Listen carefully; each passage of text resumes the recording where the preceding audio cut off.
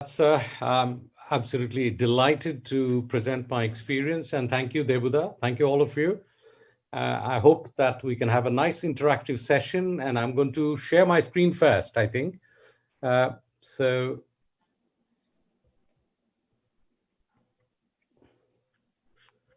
just a second. Right. Can you see everything? Yeah. Yep. Okay, great. Yep. So you've already introduced, I've given a small introduction, but what I've done is the first few slides, I've just quickly go through it and then uh, basically covers the same things. But just want to say it is just like if the stomach, which is an abdominal organ, goes into the chest, it is the commonest condition of the upper GI tract. Most patients are asymptomatic. Why it happens, I'm not going to discuss because it's multifactorial. Nobody really knows. But the interesting thing is the reflux disease, which affects 10 to 40% of the population of the Western world. Now, the importance of hiatus hernia has slightly gone down after the identification of the low esophageal sphincter. There was one study, endoscopic study, which identified in asymptomatic patients 6% hiatus hernia. And that number went up significantly if the patients had esophagitis. What I would like, the message is that often patients, despite having symptoms, can have a normal acid level in their esophagus. This is something to be aware of. A lot of patients can still have serious symptoms and still have a normal pH study. So the most important thing is that patients with reflux may not have a hiatus hernia, but all patients who have a hiatus hernia will definitely have a reflux. As Sarfraz has already said, it is the type 1 to type 4. And our topic of discussion today are the type 3 and the type 4, which occurs in about 5 to 10% of the population. I mean, when they're diagnosed with a hiatus hernia. And as pictorially stated here, that in a normal person, we all of us should have 2 to 3 centimeters of the esophagus in the abdomen. When generally the gastroesophageal junction is around 38, 39 to 40 centimeters, when that gastroesophageal junction goes into the chest, so there's a bit of stomach, that is a type 1. But in type 2, the gastroesophageal junction still stays below the diaphragm, but part of the stomach slides into the chest. And in type 3, it's a combination of this type 1 and type 2.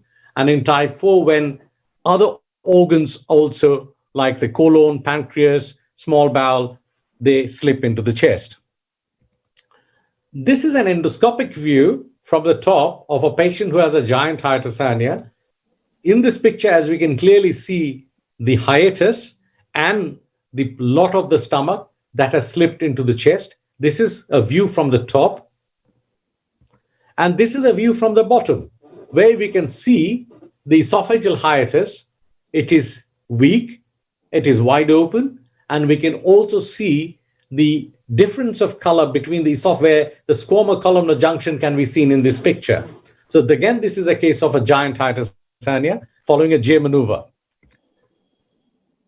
There is still a complete lack of consensus on the uniform definition. Some people say it's 30%, some people say it's 50%. But certainly in endoscopy, if there's more than 5 centimeters of the stomach in the chest, this by definition would be regarded as a giant hiatus hernia. The difficulty is that it mostly presents in patients in the 7th, 8th, and 9th decade of life. And often these patients have significant comorbidity. Why does it happen? It's again very unclear, but it is stated that there's an axial tension and a radial tension. Axial tension means that the inflammation inflicted by the acid causes scarring and possibly results in acquired esophageal shortening. That is, there's a traction on the gastroesophageal junction, and this causes the gastric herniation. And the other problem is the chest is a negative pressure and abdomen is a positive pressure. So this pressure differential, with each breath, there is a risk that this will continue to suck the stomach into the chest, and it will be progressive. The presentations are very different for a sliding hernia and for a giant hiatus hernia. For a sliding hernia, the typical presentations could be a heartburn, a regurgitation, a dysphagia, can be anemia, and due to microaspirations, they can have pulmonary and laryngeal symptoms and also can have chest pain presenting like angina. Whereas in a giant hiatus hernia, the presentations are quite different. These patients feel full very quickly with meals, and often this is relieved by vomiting. They can have difficulty in swallowing. They could suffer from weight loss, and also they can complain of retrosternal discomfort. And the respiratory complications can also be high in this group of patients. Evidence says that about 7 to 8% of the patients can suffer from serious complications. That includes strangulation due to the volvulus and also can lead to perforation. When the patients present as such an emergency, the difficulty is that there may not be an upper GI surgeon available to help these patients if when they present as an emergency. And often surgery can be extremely challenging. And the evidence says the mortality in emergency cases tends to be much higher than the elective and can even be up to 50%. Investigations for a giant hiatus hernia are slightly different from a normal hiatus hernia.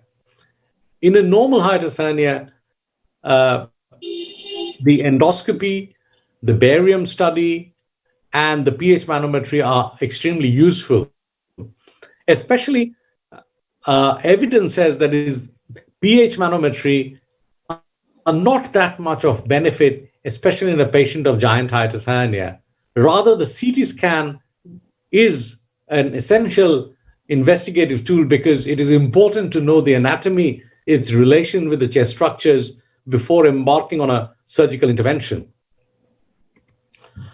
These are just barium pictures of a giant hiatus hernia. As you can clearly see, that there is a small bit of stomach that is only left in the abdomen. Most of it is in the chest, and it's actually rotated upside down.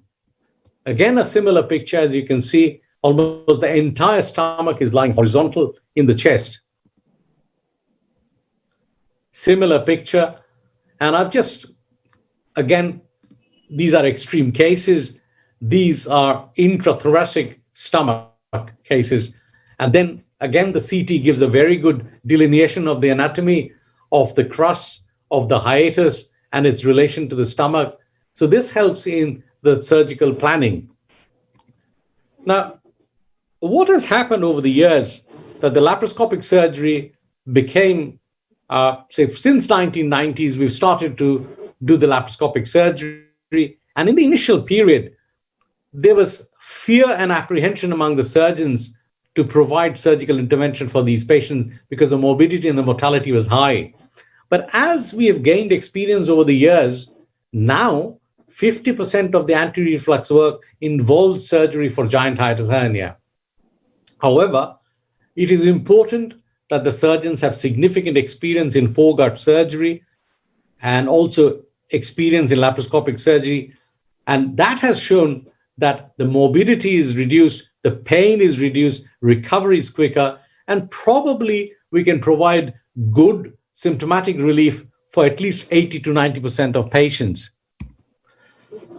But the difficulty is the ideal technique and the question of mesh, it's always a debate, is yet to be identified.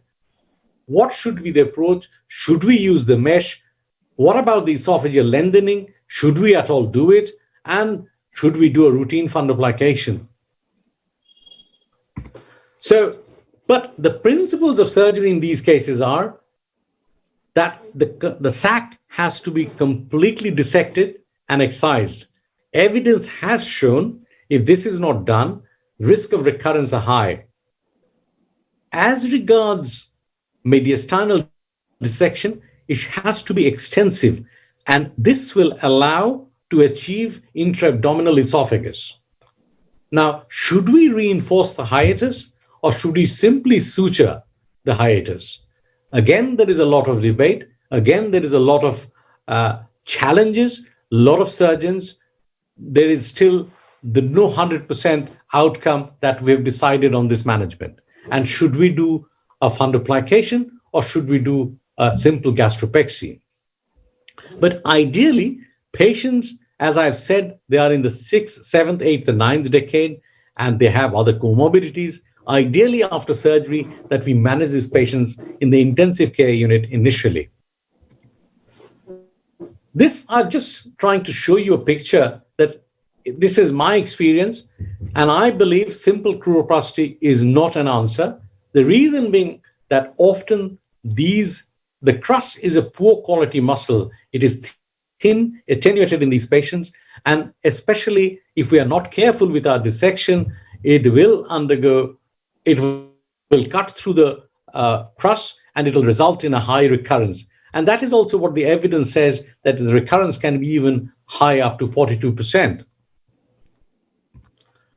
Now, I always feel, we've got we've been doing these cases for the last 14 years, and I do not think that there is any indication to do esophageal lengthening, because esophageal lengthening, first of all, there is no investigation preoperatively that would tell us, is this a short esophagus?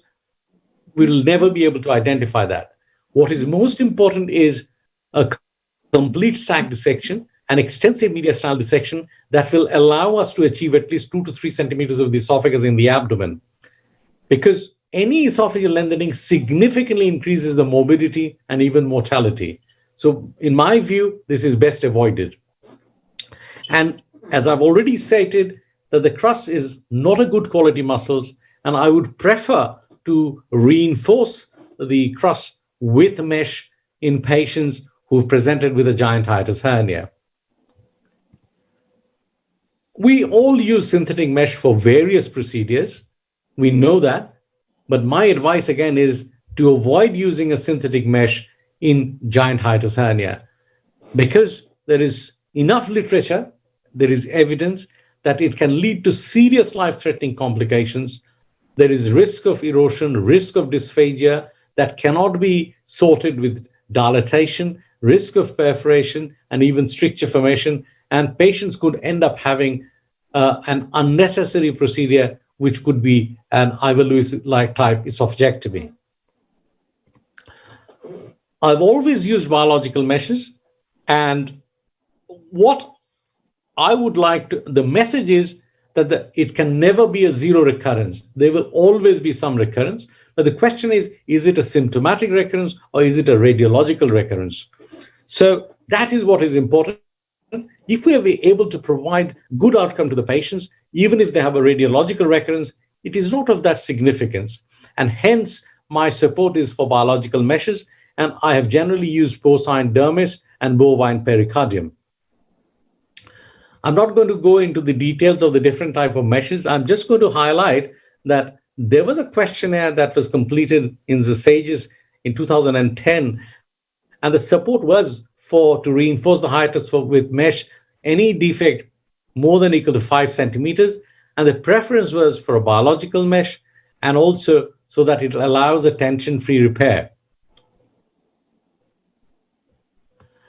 My experience for giant hiatus hernia, we've been doing it. It's around 150 patients that we've done till now, mostly in females, again, mostly elective.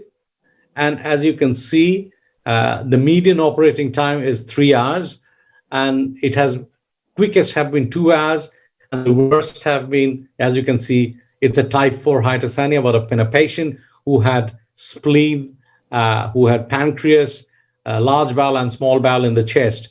So this was a challenging procedure which took 510 minutes. So it was a long case. Now we have a follow-up. Our median follow-up has been 60 months, which is 5 years.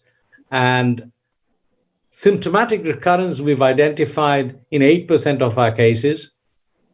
Sadly, we've lost a few patients, but 2 of our patients who died were the emergency patients. And electively, we've lost 3 patients. 1 patient who suffered an MI postoperatively. The second patient went into respiratory failure. And the third patient had a PE. And then, sadly, when anticoagulated, developed massive GI bleed and succumbed to the procedure. The two emergency cases that didn't survive the surgery was one patient was I was on holiday and this patient was admitted for 2 weeks. And then when I came back and operation was uneventful. But sadly, when we started her eating and drinking, this chronic ischemia resulted in esophageal perforation on the third day, and she didn't make it. And the last patient was a patient who had an emergency procedure but did not survive after on the fourth or fifth day had an MI and died. So these are the 5 cases that we've lost out of the 150. This is our contribution to the literature. And this are just pictures showing a type 3 in the top 2. And the bottom one, as you can see, they are the type, they are complete intrathoracic stomachs, as you can see. And the picture at the top is a type 4, where lots of other organs are in the chest with massive hiatal defect. And this is what it looks like, as you can see in the lower right, that the esophagus has been stripped off all the sac, everything is down in the abdomen. We can see the spine, we can see the thoracic aorta, and there's a huge cavity. I'm just going to show you a video, which is, hopefully it'll come up.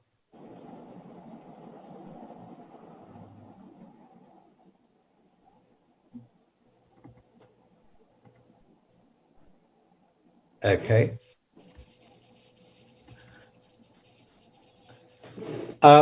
The port, I'm just interrupt and I'm just going to discuss the few steps.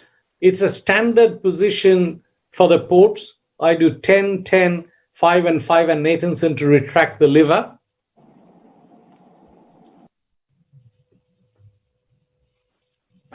This is because this is not generally my first step, but because there was an accessory vessel, I'm just trying to tie that off and then start the dissection. But generally, the dissection starts from 12 o'clock position. The most important thing is to dissect the sac off the chest structures. So the dissection will start from 12 o'clock and it will move clockwise and anti-clockwise down the right crust, down the left crust to free up the sac, and gradually try to get the carbon dioxide into the space between the sac and the chest structures.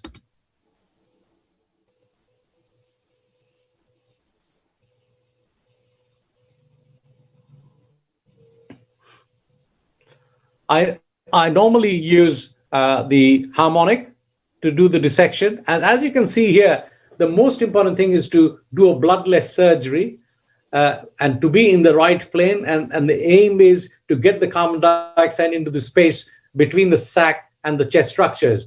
And the sac, as I said, the dissection is all around. And you can see how nicely the sac is opening up. And you normally tend to follow a step ladder pattern by holding the sac on the inside and bringing it down.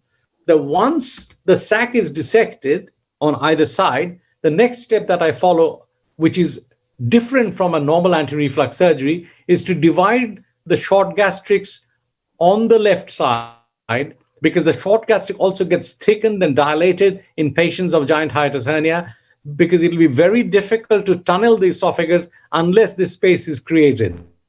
Once this is done, then I go to the right side to go down the right crust and clear up the adhesions, because the most difficult thing to do is to free up the sac posteriorly. So unless these steps are followed, it will be difficult.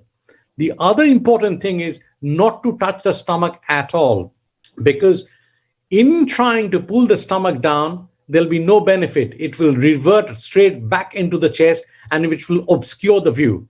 As we dissect the sac in a stepwise pattern, this is what we notice, that as the sac comes down, the stomach automatically will gradually come into the abdomen. So Once that is done, then I would tunnel, and you can see that I have got the tape around the esophagus, and this allows the traction. And then after that, I gradually clear up all the adhesions. I tend to do extensive mediastinal dissection so that we can achieve at least 2 to 3 centimeters of the esophagus in the abdomen. You can see the thoracic aorta, you can see the spine, and if you do that, then there is no need to do an esophageal lengthening. So this is just the other important thing, is to preserve the epimysium of the crust. It is extremely important to preserve this, because if that is not done, it destroys the muscle and there's a risk of recurrence is high.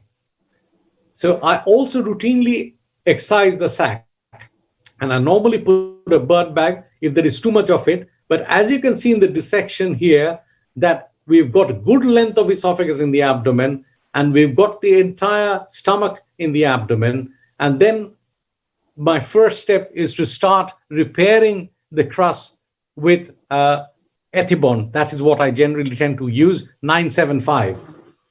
So, and also at the same time, I reduce the pressure, the intra-abdominal pressure, when I'm suturing the crust, to 8 millimeter. That allows to avoid any tension on the crust while it's repaired. And I also put closed sutures, and I do not want the sutures to cut through the crust.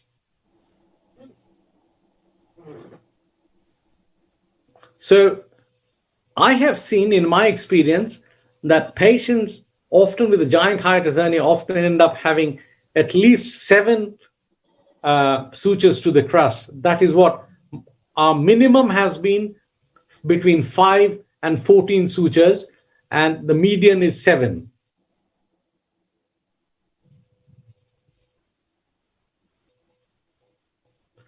And again, I started doing anterior repairs way back, even before it was published. It's interestingly, after that, I noticed publication came from Jamison's unit that they also supported repairing the crust both anteriorly and posteriorly. If you see in this picture, despite the sutures, the crust is struggling and there is still a weakness. And I generally tend to use a tennis racket incision, taking 3 centimeters off in the middle, because generally that is the size of the esophagus as evident by the guns used for esophagectomy. And I use the mesh, as you can see here, with a preformed templated holes I make on the mesh, because I'm going to suture them, which goes all around the esophagus. It's not tight. Now the space, a little bit of space that you can find between the esophagus and the crust, is because the esophagus is under traction.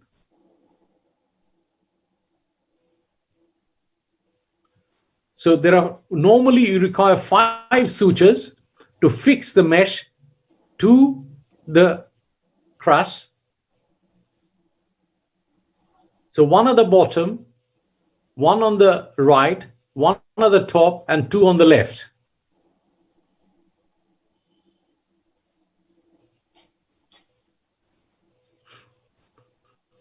Now, once this is completed, I follow this up with a 360-degree wrap with 3 Ethibond sutures. And one thing I have routinely practiced in all my cases, both in standard hiatal surgery and in giant hiatus hernia, I routinely do a gastropexy on top of the wrap. So this is a 360-degree wrap. As you can see, there is lots of stomach, and despite, it's like the procedure that I followed is, it combines the 360-degree on top of the and 180-degree by creating the angle of His. So this is what I've routinely practiced all these years. So as a unit, we've performed over around 550 anti-reflux surgeries. And here again, one thing which I wanted to say is that my middle stitch also incorporates the esophagus. So after the 360-degree wrap is completed, which is this is the third stitch, I would like the sutures to lie between 9 and 10 o'clock position. So hopefully I should be able to show you after this suture. See, this is what I'm trying to talk about, the gastropexy. So the wrap is fixed to the mesh and to the diaphragm.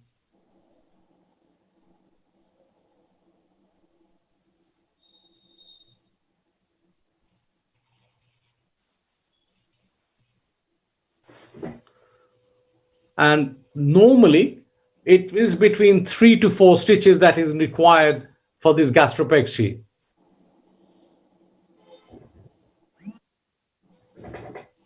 So one is on the left, one is in the middle, and then the third or the fourth one is between the right crus and the mesh and the wrap.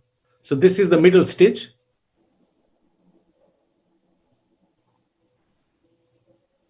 And this is the fine, as I was saying, on the right side.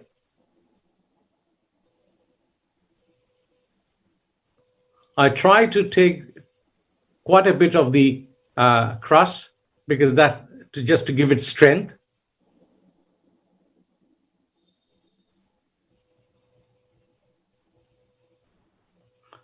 So this patient required the fourth stitch as well.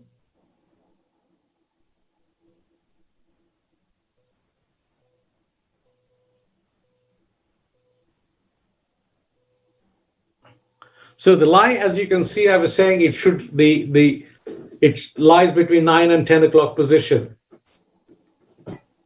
So I think that is the end of the video, hopefully. Yeah. So I'm just going to get back to my presentation, if I can do it.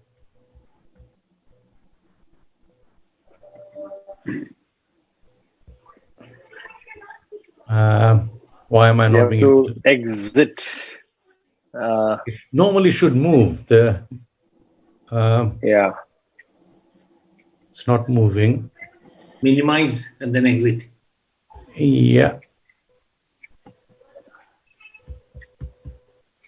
Okay. Yep. Yeah. Okay. So the complications. Now, they need to be closely monitored. Surgical emphysema is very common. Respiratory complications, because again, that is the reason why I said that these patients need to be in the intensive care unit in the early period. Other thing is perforation of the stomach and the esophagus. Vascular injury, I've had one case. So you could have, but I've never, luckily, no trauma to the liver and the spleen, but I had one case where there was a small tear of the thoracic aorta, but the patient survived, thankfully.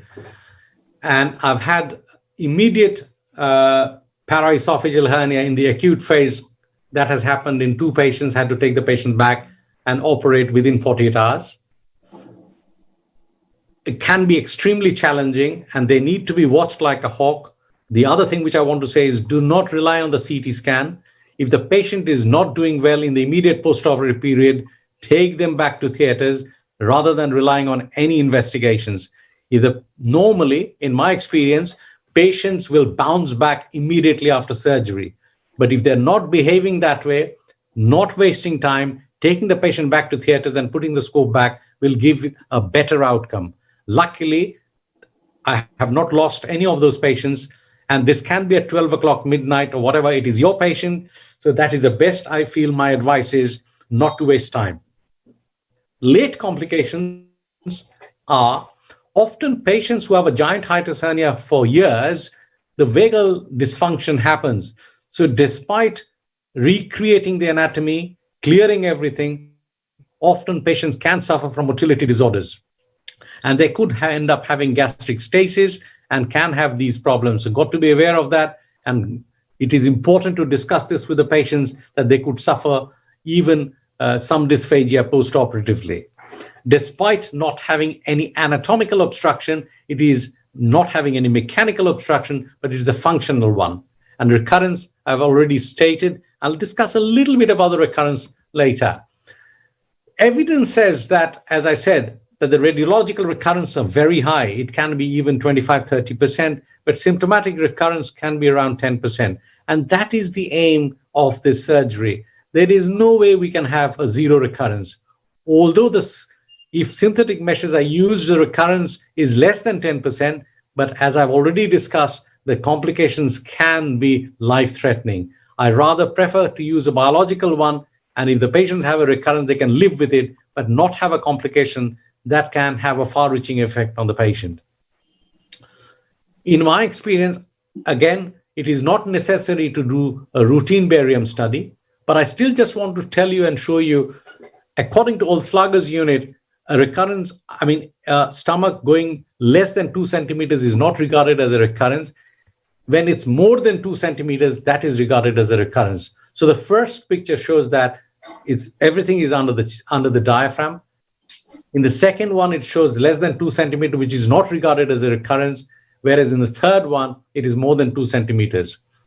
Now, it is, again, in order to identify and define a recurrence, barium study, it magnifies the picture. So patients need to have a CT scan to know exactly what the spine size is. And the recurrence is based on the spine size. That will tell us actually how many centimeters the recurrence is. Hope that makes sense. What I'm trying to say is the barium will magnify the picture. It is important to know because the benchmark the landmark is the spine, which is fixed. That will tell us this actual centimeters, and that should be measured as how much of the stomach is above the diaphragm. So in our study, we've had symptomatic recurrence in 8%, and this is whereas radiological recurrence more than 2 centimeters was in 7%. But total radiological, if we also include the ones which are less than 2 centimeter, it is about 19%. So that is the literature of recurrence. I won't go into the details of this. Redo surgery, extremely high risk and challenging. Intraoperative complications can be extremely high, more than 20%. Consider a contrast study before any oral intake is allowed. High morbidity, even mortality. Surgery, not for the faint-hearted. You need extensive experience in this area to do redo surgeries. So my conclusion is this is a challenging surgery that should be reserved for symptomatic, medically fit patients. Outcome is satisfactory. Routine post-operative contrast is not necessary. And probably contrast study should only be done when you're thinking of an intervention. Thank you. Thank you very much, Dr. Sanjay Basu. Really, it was an enlightening talk. I actually learned a lot from this talk of yours. In fact, I have so many questions that I thought would be asked in the panel discussion, but you seem to have robbed me of all the questions that I could have asked in the possible next 30, 40 minutes. So I am going to get back to the next speaker, and he is not only my senior colleague that I have enormous respect for, but also he is an amazing friend to me. He's like an elder brother to me. And he's none other than Dr. Arun Prasad. He is at the moment a consultant GI minimal access bariatric and robotic surgeon in Apollo Hospital. He's one of the pioneers in bariatric surgery, in robotic surgery, in thoracic surgery, in VATS. And you name it, he's been in every possible field. He's the former president of Obesity Surgical Society of India, and I think he has got many more presidential stuff coming in his own way, possibly in many other associations in India. So I would like to invite Dr. Arun Prasad for his talk on robotic approach to hiatus hernia surgery. Dr. Arun Prasad, are you listening to me? Because I can see only a picture, not your video. Dr. Arun Prasad? Dr. Arun Prasad?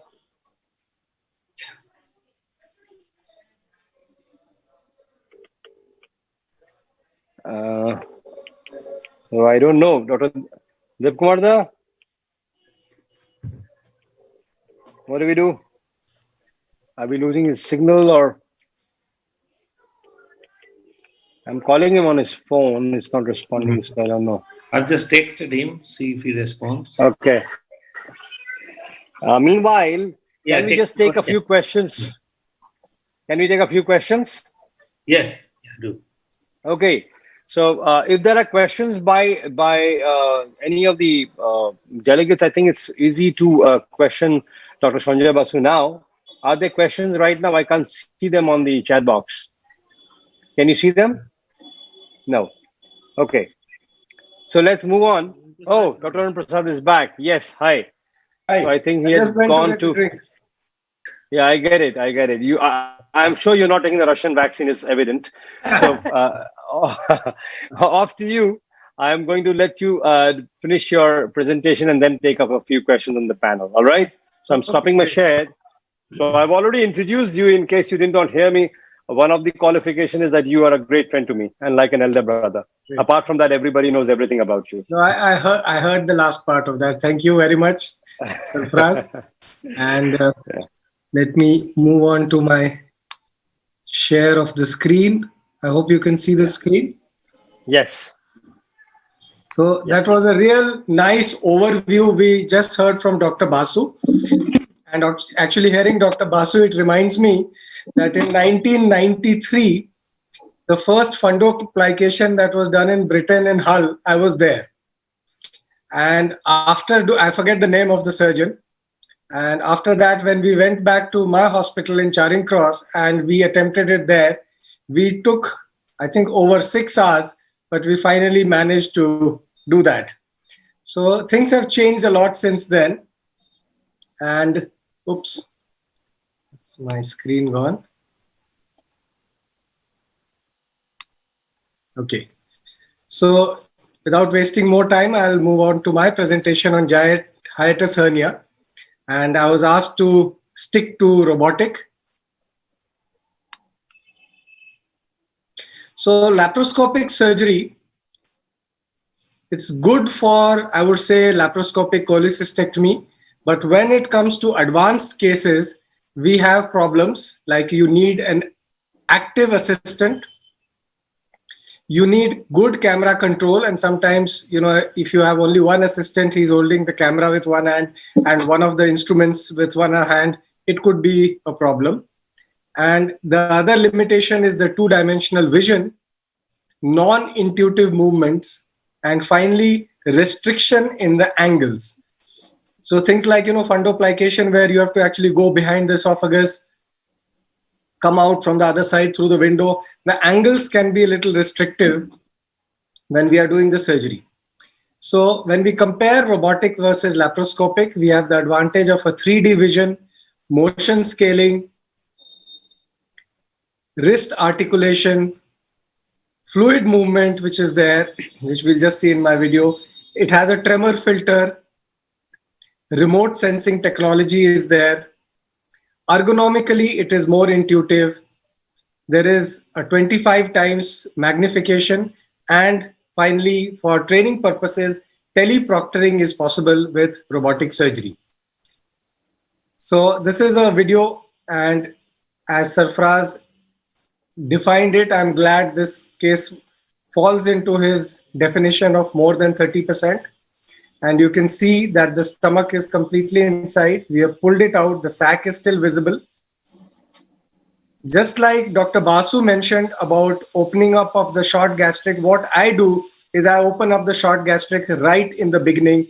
This is something I've started doing ever since I started bariatric surgery. And I feel that keeping the short gastrics and the spleen out of the way makes life much easier during later part of the surgery. This is something we learned from our sleeve gastrectomy.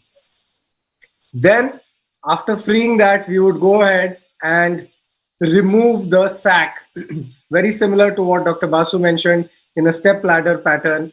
And as you remove the sac, the stomach and the esophagus starts to come into the abdominal cavity.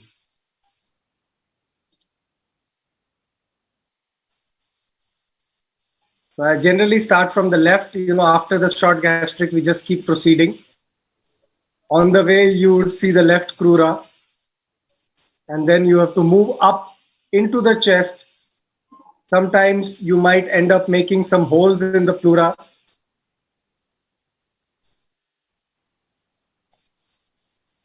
So then I'm crossing over from the left side to the right side.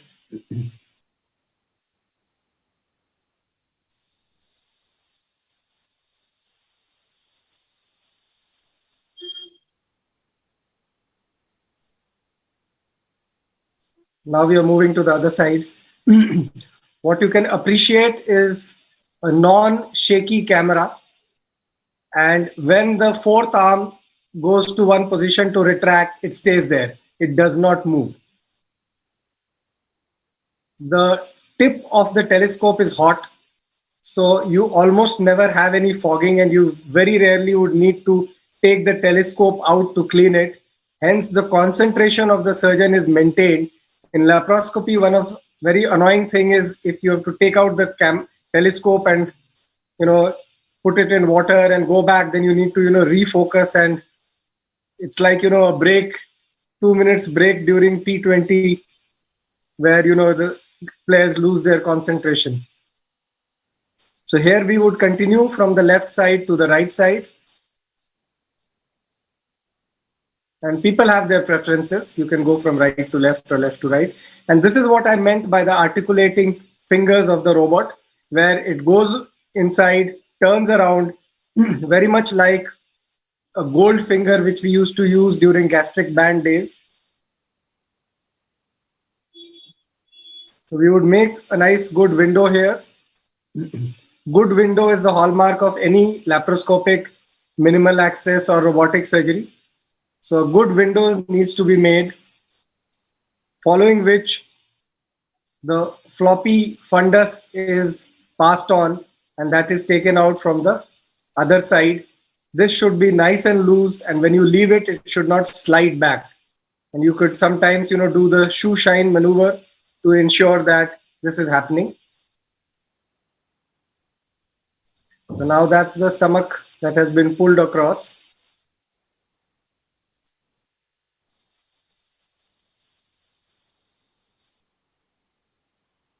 There are times when we would suture under, there are times when we would suture from above.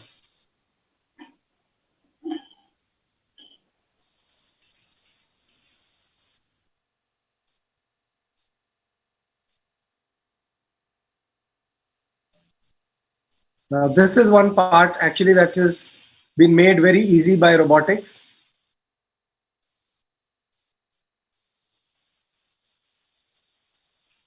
Where our needle holder can give a forehand movement, backhand, top to bottom, bottom to top. One doesn't have to struggle so much. So it makes it little comfortable for the surgeon.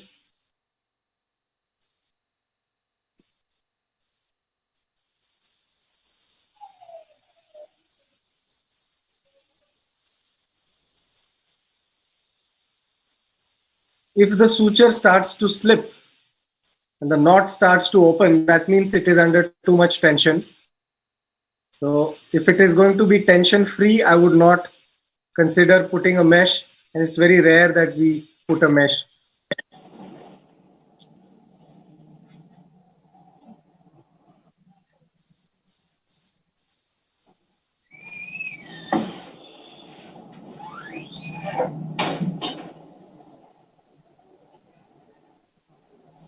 These are ethibond interrupted sutures.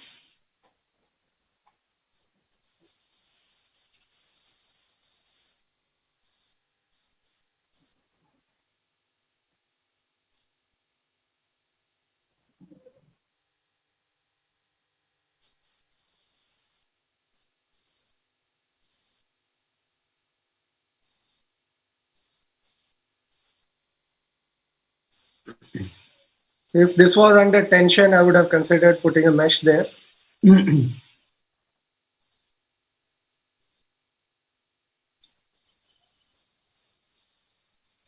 would generally put a 3-point suture. Now you can see how the fourth arm of the robot is moving. It's fixed. The fundus there, so no further movement.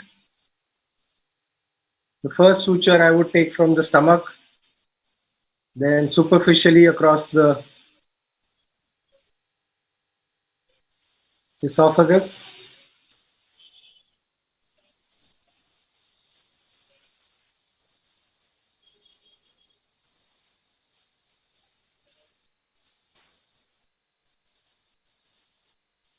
It's a nice floppy stomach. We can, just wrap it over without any tension.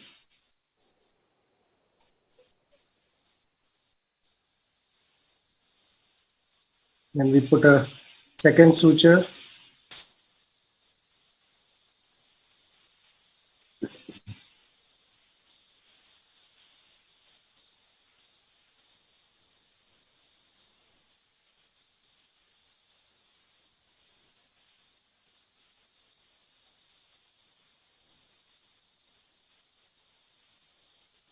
And the final suture.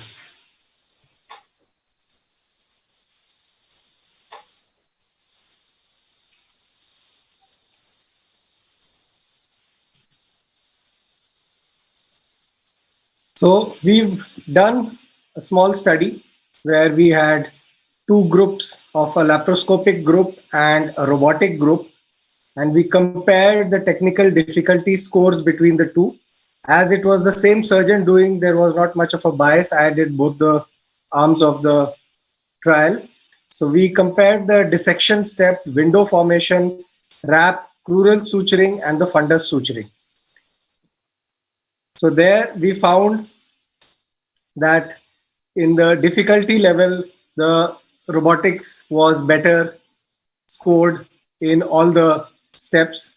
We also compared the time taken between the robotic and the laparoscopic groups for these various steps which I've just mentioned. The step one, we had longer time taken by the robotics because it included the robotic docking getting ready. The step two, that is the dissection, and step three, which is the crural suturing, these two steps took much less time. And step four, which is the fundal suturing, was about the same. Skin to skin time and total operative time, it was less in the robotic group. So to summarize, I would like to say that robotics gives us a true 3D experience because you see binocular vision. There are extreme angulations which are possible for the instruments for the dissection. All four ports and all four instruments that are inside the abdomen are directly under the surgeon's control, and suturing happens with 360 degrees articulating fingers. So these are the benefits which I have found with the robotics. And I would like to say this is a new frontier, actually no longer a new frontier. So change is inevitable, growth is optional. And this has been my journey since 93 to 2020 on fundoplication, where I use both robotic and laparoscopic platform. With that, I'll stop the sharing of my screen and hand it back to Sarfraz. Thank you very much. I think that was very crisp and lots of messages there. Let's get back to the panel discussion. And I think there are plenty of questions that are going to be waiting out there from my end and also from, yeah. I would like to invite two of my other friends. Dr. Udipta Roy, I have had the pleasure and privilege of having worked with him in medical college as my colleague. So, Dr. Udipta Roy, welcome to the panel discussion. And Dr. Anirban Banerjee. Yeah, hi, Udipto. Can I? Hi. Hi. So, and Dr. Anirban Banerjee is also here, and it's a pleasure. We know he's a very bright guy, and he holds. I'm sure he's going to add a lot of glitter and knowledge to this panel discussion that we're going to have. Can we begin, gentlemen? All of you ready? It's not the fastest finger first, so you don't have to really hurry yourself. But I have some questions for you. Now, we know that giant hiatus hernias generally are getting picked up more and more in the last 2 decades, right? Probably because of increasing endoscopy, increasing age, whatever. And most of the giant hiatus hernias that are being diagnosed are in the elderly and sometimes, many times, frail patients. Would you recommend? I'll go to Orindam. We'll start with Orindam. Uh, would you like to tell us what would you recommend in these asymptomatic patients who are largely elderly and frail? Uh, if the giant hiatus hernia patient, if they are frail, medically is not fit, it's better not to operate because we will not give the patient adequate lifestyle after the Right. surgery. So may the patient land up in most of the problem during the surgery or even in the immediate post-operative period. So better to Yeah. wait and watch and see how things are going before taking up the patient for asymptomatic patient for surgery. This is my take. Okay. So, for Dr. Sanjay Basu, would you recommend in any of these asymptomatic patients a surgery based on what you evaluate? This is a quality of life surgery. And the most important thing is that the patient should demand the surgery. Only that if the condition is there, we shouldn't dive in because despite advances in, first of all, Dr. Prasad showed that, yeah, robotic makes life easier. Absolutely, I agree with him. And so even then, there is morbidity and some mortality. You won't be able to bring it down to zero. So unnecessarily, I would not recommend a patient to have surgery unless they are symptomatic and they are troubled by the condition. Right. Okay. Now, you've already spoken on the evaluation of these patients. Udipto, in these patients, would you only do an endoscopy and a barium, or you would add and a CT, or would you actually do a pH study and even manometry? Is there any role? Sanjay Basu was very clear about no role, but would you differ in your opinion, or what would your approach be? There is no doubt and debate regarding CT. It gives you the Right. best of all informations. Yeah. And well, in this situation, I should also give an adage to you that many of these asymptomatic patients with a giant hiatus hernia may come up with features of bronchial asthma or something like that, repeated chest infection, bronchitis, and you come to diagnose small micro aspirations causing all these problems. Okay, so it gives you a very clear idea about chest as well.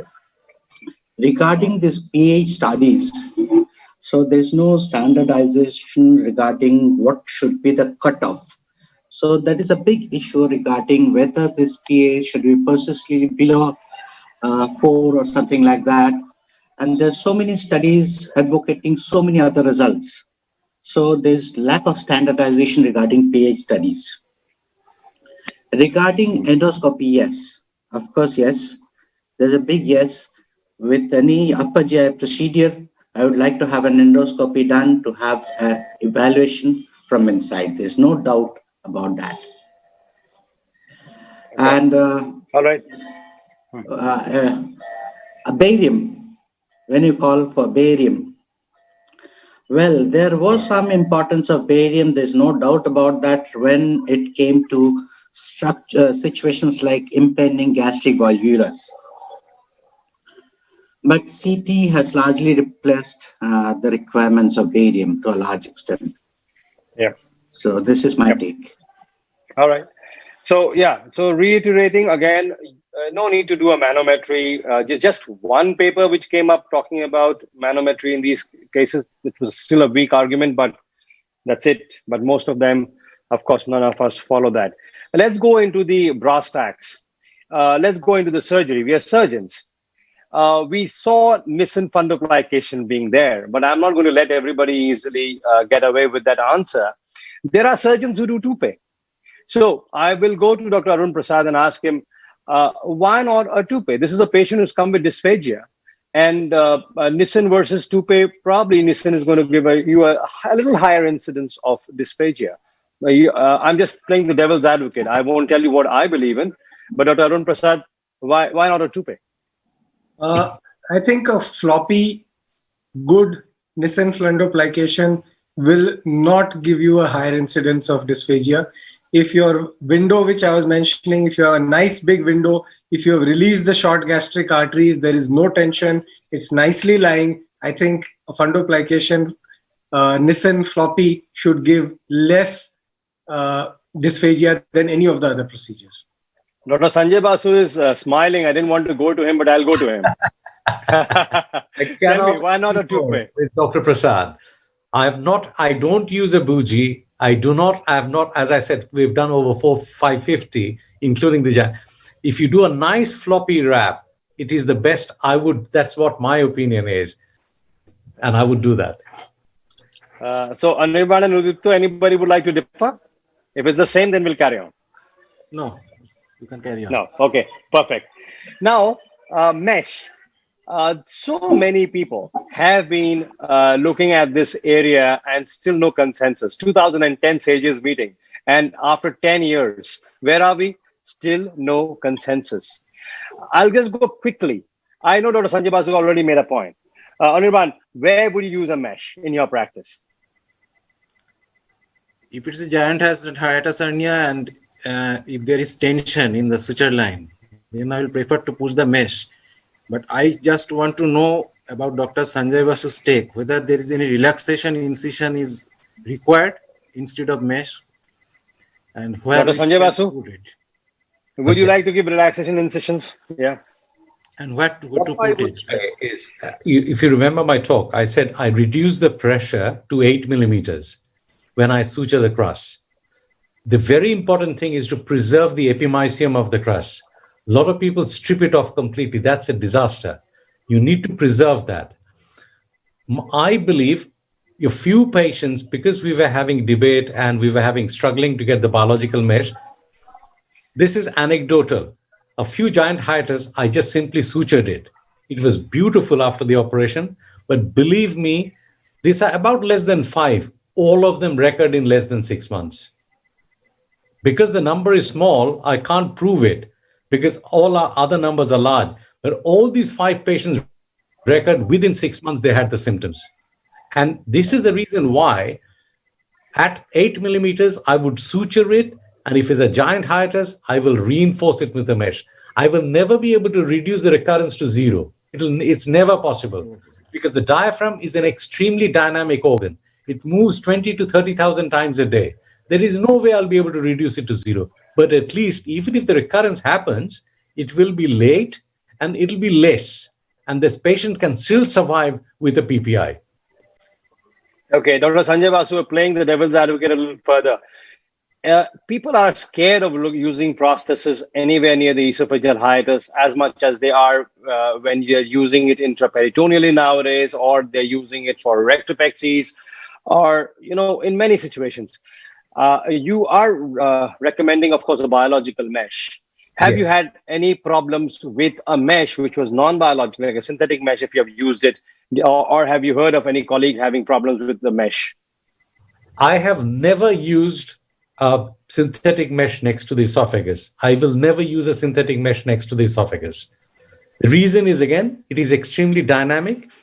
The risk, because any synthetic material will incite significant inflammatory reaction.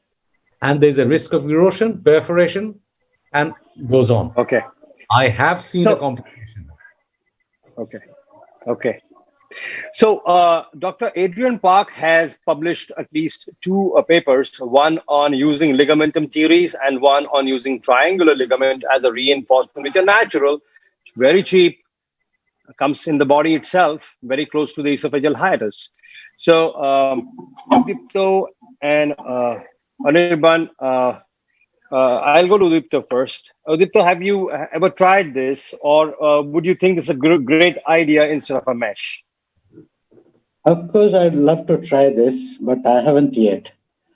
So, Okay. Of course, It appeals to you, right? Yeah. And so, Anirban, would you be willing to try this? Same like Udipto, I don't have any experience about using this, but it's Okay. I'll go to Dr. Arun Prasad then. Dr. Arun Prasad, have you ever used these 2 structures? in your practice? Dr. Prasad? Dr. Prasad has left, I think. I think he's left. Okay. Yeah. Okay, fine. Dr. Sanjay Basu, what do you think? Can we use these materials? I have not used it. I find it difficult to, because the area that you need to cover, the triangular ligament is very, very flimsy. It's thin, and I can't justify how that will make a difference. Because the reason is I've been involved in vivisections, and I don't know how you triangular ligament, which is that flimsy, as a Yeah. So so there are papers which just Dr. Adrian Park's papers. Of course, that's small cohort series, but it's there. Now moving on to the hernia sac. I think the hernia sac is a very difficult part, Dr. Basu, and uh, I have torn the hernia sac and then not understood what to do with it, and it's so difficult to get it all off. Some tricks for doing the hernia sac. Udipto, any trick for the hernia sac? Dr. Sanjay Basu showed a lovely video where he got it from 12 clockwise, 12 anti-clockwise. What's your go-to tool, Dr. Udipto Rai? Yes, I have For the used hernia it. sac. I have used it, and a gauge dissection makes things much easier.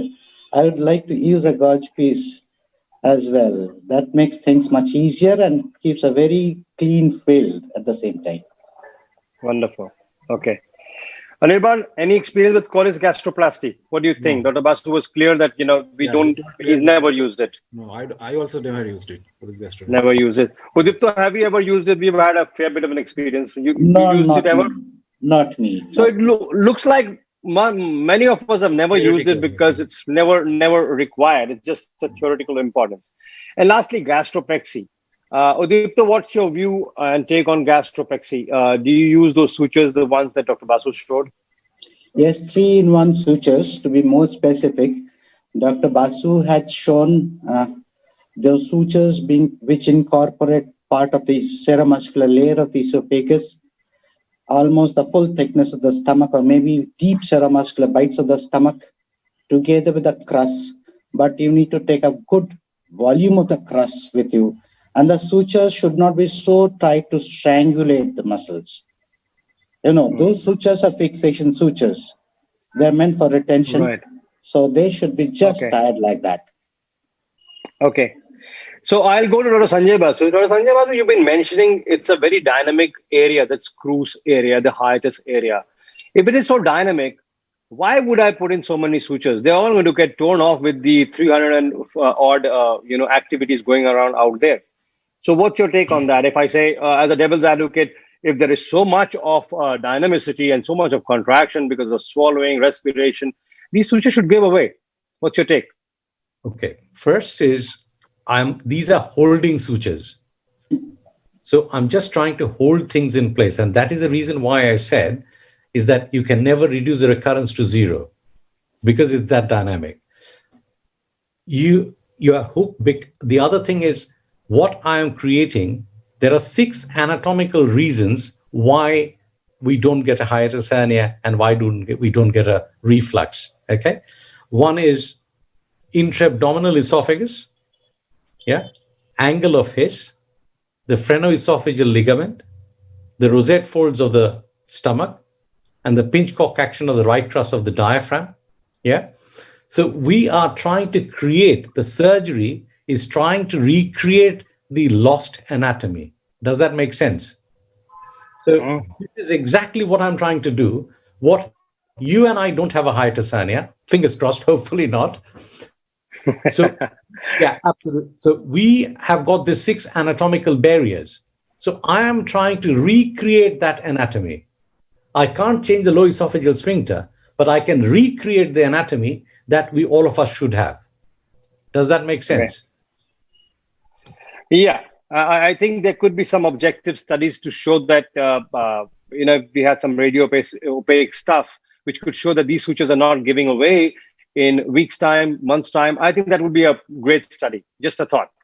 Yeah. Yeah. Now, here is a question. Hiatus hernia in a morbid obese patient. You see a giant hernia in a morbid obese patient. Still Yes. a fundoplication, or you want to go for a gastric bypass? I would do a gastric bypass. Okay. Anirban? No experience. Okay. Udipto, what would you do? Yes, gastric bypass. Gastric bypass. And apart from the bypass, the other aspects of this surgery would be intact, like bringing the esophagus down, the stomach back into the chest, cruroplasty, and of course, if required, mesh Not so reinforcement. much of dissection, because if you're doing it'll be a Roux-en-Y bypass, and you don't want to Yeah. take away the blood supply to the small pouch. So it won't be as Yeah. extensive dissection as the other ones. But Yeah. we've recently done a few of these, brilliant results. Patients have lost significant weight, all sorted. So that's what I would recommend about Roux-en-Y bypass. Yeah. So a video to wrap up the show. This is the surgery that we are doing. You can see the left cruise has been picked up by the assistant surgeon, and we are trying to get into the chest. We're using a harmonic here, and look at the smoke. And what has happened is we have opened up the pleura. Now that is not too bad a surgeon, because that's me. But in any case, what I'm asking you is, what happens when you do the pleural injury? Dr. Basu, what's your take on when you have a pleural injury? Maybe hypothetically speaking. Not uncommon, especially on the left side. Not uncommon. Yeah. Yeah. Nothing. You just need to inform your anesthetist that you opened up the pleura, so that, because he's going to feel the pressure. Suddenly he will have slight difficulty. It's positive pressure ventilation. And once you've completed the operation, that pleura doesn't need repairing. I have never repaired the pleura. Once you complete the operation, it's all back to square one, because he's doing a positive pressure, that carbon dioxide is going to get absorbed. You don't need to worry about it. Yeah. So that is the obvious traditional and conventional answer that really works. But it's been our experience that once the air is inside, the carbon dioxide inside, the diaphragm tense, makes the operative area less visualized. And we read papers on other people's experience who have been trying to suture if it's possible, so that their diaphragm wouldn't tend and they would continue. So I'll go to Udipto and ask him, Udipto, do you think this alternative makes sense, or it is just an overkill? It's not required. What do you think? Just like Dr. Basu, well, we are going to just leave it at there, and we are going to continue with the dissection from the other side and approach the same area from the other side and let it rest. Because initially, when I used to do some pleural holes like this, quite big ones, I used to be quite tense with the idea that lung is going to pip out and something like that. Something sinistrous has happened. But I tell you, Sarfraj, nothing happens really. When the anesthetist takes a good peep, is a very good peep, and the hair is all gone. So regarding this pace, it never comes in the way. And if you really wish to work it out, you can use two-stage sutures on the diaphragm, on the crura, and invert them, if at all you need. If it is a very floppy crura, if you need to open up the space and get subliterated, this is all that you need. Okay. Now, the last question probably. Emergency condition, the patient comes in the emergency and the patient has a volvulus. I've had at least 3 occasions in the last 6 years. Somehow, the first 6 years, never seen one. Last 6 years, seen 3, and 2 died on my watch. So it's a very touchy subject to me. You see an emergency volvulus, and no matter what you're doing, you think these patients we can salvage, but they don't. Somehow, 2 out of 3 did not survive in my hands. My question is, can we just do a derotation, put in a T-tube, come out, go back another day if the patient lives? Dr. Sanjay Basu? Very good question. And this is one of the very difficult areas. First of all, you have to understand what is the comorbidity of the patient. Will this patient stand such a major complex surgery? If the patient is fairly fit and doesn't have much problems, then you could embark on a proper surgery. And in some cases, you might have to do a gastrotomy to decompress the stomach and do the procedure. And we've had good outcomes. But if the patient, you're not is still obstructed, is not well, and has got comorbidity, then you keep it simple. You just go in, just simply derotate and do a gastropexy to the anterior abdominal wall, the stomach, and the patient is going to have reflux, but at least has survived the procedure. That's what we deal. And if the patient is unwell for anything, leave them alone. If they recover, keep them on a liquid diet for the rest of their life. Yep. Anirban, your take? Same thing, Sanjay. If it is emergency Okay. situation, if the patient is in a very bad shape, only derotation, decompress the stomach, and if it Yep. is not ischemic, then we can leave it like that. Do just a simple gastropexy. And if the Yeah. patient can tolerate, I don't think this patient, this kind of patient will survive such a long procedure. So better to just derotate, put a tube, decompress the stomach, and that's all. Leave it like that. Okay. Sarfaraz, So, yeah, can I share one of my experience? This lady, please, she was please. 58. She came in from Bhagalpur, a doctor's wife, and she had the whole stomach, the spleen, and colon. Left colon was up in there, and she came in with kind of tamponade. So we did an emergency surgery on her. So I did open surgery at that time. So just opened up, and the thing is that the stomach was absolutely nice and viable. Spleen was okay, but it was the colon which was obstructed. There was a sac within a sac, and that caused a colonic obstruction. So the whole abdomen is massively distended, with the whole small gut colon distended. Anyway, I managed to pull everything down, and then that part of colon was looking not very good, not very bad. So what I did, basically repaired everything, and I did an ileostomy and came out, and she did very well after that. The repair, everything was fine. Unfortunately, when I did the ileostomy closer, and she had a leak, and we lost her. So that's after 3-4 months. So that was a sad story in my life. But that can also happen. A sac within a sac, and the colon is caught there in the sac. Yeah. Yeah, this is a dirty area. I think it has hurt us all emotionally. Okay, so the take-home points from my panel discussion, from my extremely experienced panelists, is that asymptomatic giant hiatus hernia can be managed conservatively, expectantly.